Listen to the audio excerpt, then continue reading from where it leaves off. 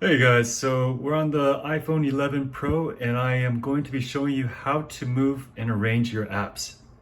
So basically, if you have a lot of apps like I do and you want to start organizing them, moving them around, then what you will do is basically hold down any app like this and you hold it down a little bit longer until everything starts wiggling. At that point, you can take any app and you can actually start moving it and you hold it to the screen to make it change, or you can actually start putting them in between other apps like so.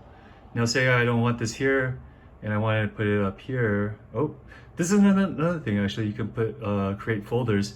So if I go into an app then and I leave it in here, it'll create a folder. But I don't want to do that. So say I want to put it here, then I leave it over here. And then I can continue to organize my apps by moving them around, and everything will start to organize by itself as well.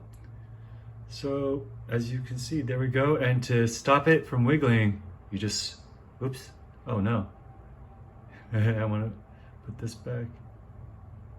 Okay, so if that happens, then you can put that right back and just swipe up and there it goes, it's done.